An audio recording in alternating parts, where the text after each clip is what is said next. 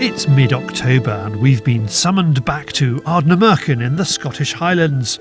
The red deer rut is on-ish. The wet weather is delivering a soft rut, fragmented and prolonged. When you think about it, these sort of titans that you're seeing racing around the hills at the moment, it's quite incredible that when you look down at your feet, the vegetation that we're standing on is what these creatures are growing out of. And all that mass and muscle and power is really, at the end of the day, it's a herbivore, it's a grazer. And it's quite remarkable that these mountain landscapes produce these beautiful creatures. A forecast dry spell could mean there's one last flurry and an opportunity to get a personal perspective for the latest chapter in A Year in the Life of Red Deer.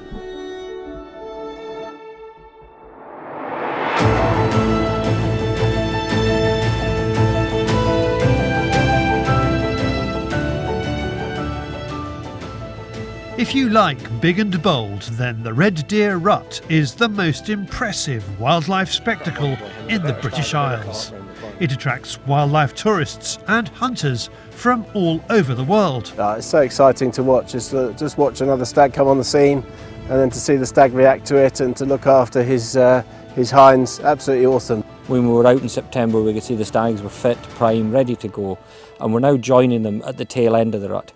So what's happened now is most of the mating's gone on because they rotate in the way that they come into season. They don't just come into season once. The hinds do this thing as we call polyöstrous, so they will come repeatedly into season in cycles. And we're now got a situation in the last 2 to 3 days there's been a flurry of rutting activity again, and that's what you're hearing and seeing at the moment. You can see this big royal, he's actually a 13-pointer, stood at our back. And a few minutes ago, him and a 10-pointer were what we call parallel walking. And what they do, it's part of the threat process where larger stags, or alpha males, are trying to size one another up. And very often challenges end where this one stag is intimidated by the other, backs off and decides to leave it for another day. But in that whole parallel walking process, what they're doing is assessing one another for size. And when they're equally matched, frequently what they'll do is that will lead to combat. The two stags will go head to head and fight, and it's though they do inflict quite a degree of injury on one another, and we will see eyes taken out, holes in shoulders and backs, and tears and flanks. Most of these contacts end with more or less of a pushing shoving contest, and the bigger animal of the two will win. But there's a little bit of sense in it as well. Some of the older flyer stags will take the advantage of the high ground and the advantage of gravity over the younger stag and push him away out the road. So very classic bit of red deer behaviour and a fantastic thing to watch.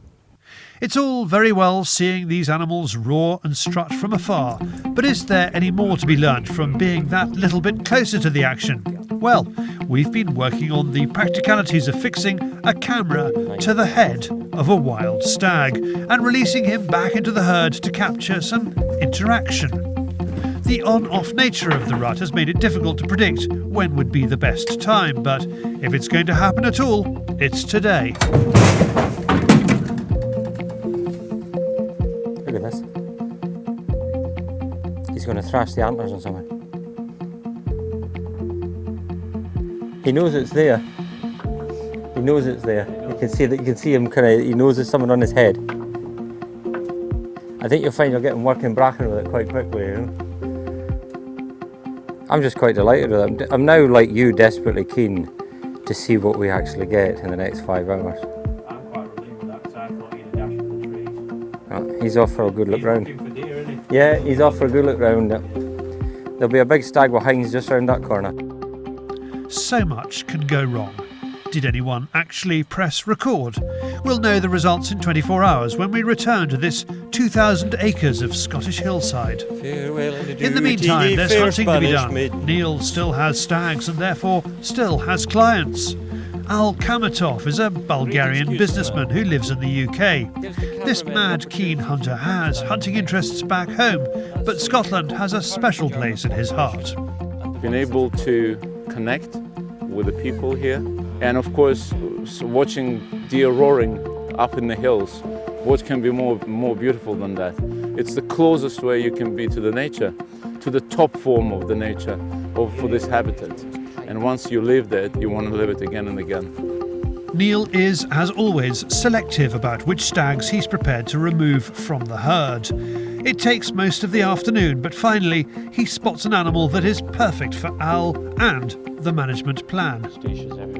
Another trick of the trade, when you're out stalking at the rut, pay close detail to what is around the guy that's holding the hinds. Because only if the stag holding the hinds is really old or is something that's switched tops would you give any thought to taking him. Other than that, concentrate on the deer that nature hasn't decided to put in pole position. What we're going to do now, that hinds are starting to draw into the bottom of the glen, and there's quite a good young 10-pointer with them. We don't really want him, but if we try and come up the side of the glen, the chances are we'll push them into the stag that we want to shoot. So what we're going to do is we're going to go around the back of this ridge. That's similar to what we've done in the past. Yep. And get between the 10-pointer and the stag we're looking for and take him. Sure. Yeah. So we'll give it our best. Well, Yep. we've got 2 or 3 hours to do this, Yep. so Yep. we'll take our time. We'll head off. All right.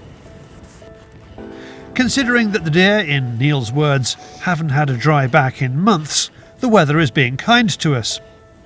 Now, with the day starting to get on a bit and the rain easing, we can expect deer to start moving up off the edge of the trees here as well. I've a wee stag here and below us here, so we need to keep round to them and try to get above this guy. Should carry them on. He works the flat top of the hill like a chess grandmaster. Each move could have a dozen consequences. Can we afford to bump and lose that stag? Will the sheep give us away? What if the wind were to change? Where that little flat base in the ridge is, when we get to there and look down, he should be about 160 yards below us. We've a big stag off on our right and that 10-pointer on our left. So when we throw it to the top, we're going to have deer on both sides of us. But if the wind stays steady in this gully, it should work. Okay.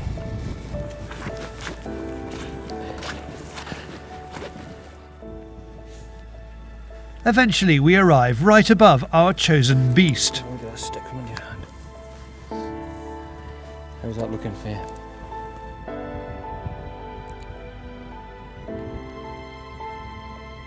Let him come over outside if you want. You're on him?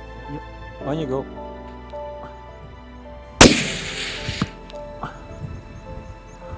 Good shot. Good shot. He's hard hit. Yeah. Yep. And that's the boy we've been driving about for hours looking for. Yes. It's been an enjoyable late evening stalk, and Al and Niall have the result they were after. Thank you, sir. Thank you. This is what When we were last talking about stags a few weeks ago, we were looking at characteristics, and what I always suggest to people, there are different characteristics that appear in stags that from a welfare to other stags and from a genetic quality point of view you don't want to see. And classically, sort of the number one enemy of anyone managing deer on the hill, or in woodland for that matter if they're doing it for best practice, is that things with sabre tops, as you can see here, you want rid of these guys. Now some stags in their life will never ever have anything other than a sabre top, whereas this guy here, this is classically what you would call going back. So a few weeks ago we were talking about a rectangle or a triangle, and if we look at this guy, the triangle we described, he fits in it perfectly. You've got a long brow point, bay point gone, short tray point, and top disappeared. Other things that give away his condition, if we look along his back here, we can see he's quite thin. We could see that quite clearly with the Leica scope from the road, and there's unlikely in a wet winter like we seem to be heading into that he would have done well. it's a mission accomplished. You know, it's like this is the stag you want to harvest. Yeah. I would not want to harvest from the top of a hill anything which is magnificently beautiful at his prime and age. Maybe we'll do a few more together. And with a great pleasure, and for us, the guys who are coming, it's the main thing. We want one day hunt here with our kids, and eventually maybe with the grandkids. And we always have wants to see these Highlands as beautiful as they are today. Thank you very much. I'll still be fit enough for the grandkids, but I'll try my best for the kids anyway. Hopefully I'll still be good. I'm sure you could make it. Our Bulgarian friend is clearly passionate about hunting, and as a lecturer in economics he's perfectly placed to see the cold, hard business reality of it too. I get worried because I believe that if we lose for the moment feeling and understanding of importance of this fantastic animal for this landscape, we're going to lose it all. That there like that while I shut the tailgate. With one deer heading for the chiller, we all start wondering if, on the other side of the estate, there's another deer still attached to a camera.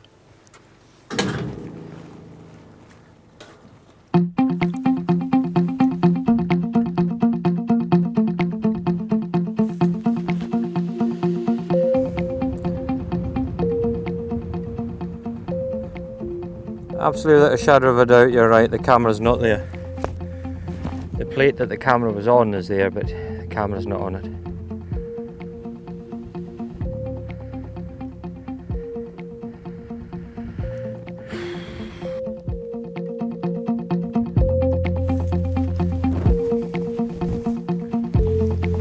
With no GPS and 2,000 acres to play with, this could be game over.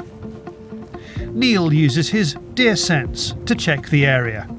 There's fresh fraying, fresh tracks between cover, and after 10 nervous minutes, Mr. Rowantree finds the proverbial camo tape covered needle in a haystack. Whose idea was the camo tape?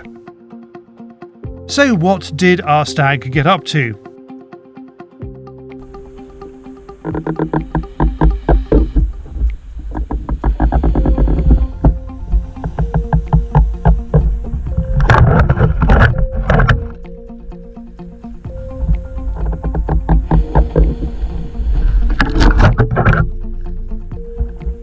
What was really interesting for us is we took a stag from the herd, attached the camera to him without any impact on his welfare at all, and returned him back to the herd. And it was fascinating from the footage that you got, David, that within 7 minutes of him being back into the herd, he'd taken himself around the side of the hill and basically joined in and was fighting with another stag.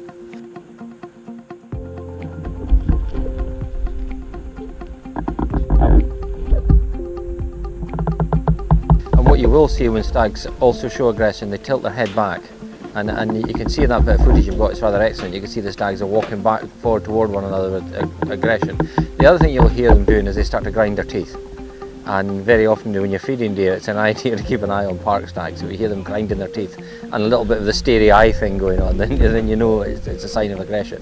What was fascinating with the camera on the stag though is you could actually not only see the interaction of him tilting his head back, but you could actually hear him grinding his teeth when he approached the other guy. So it was full on aggression. It's classic aggression behaviour of a red deer. Hinds will do it as well too actually. If you're hindsing about you and they're a wee bit aggressive, you'll get the hinds grinding their teeth as well.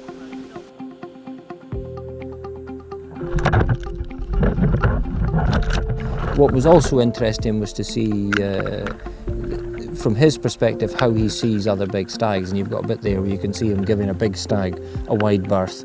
But what we knew behaviourally, what you then see him doing is quite happily and confidently approaching a stag that he felt bigger than.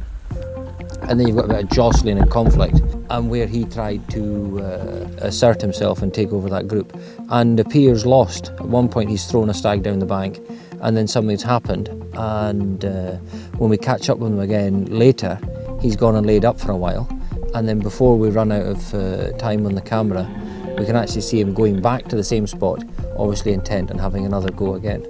And also for me, interesting things to look at from his nostril movement, his respiratory rate, and also the number of times he went and had a drink.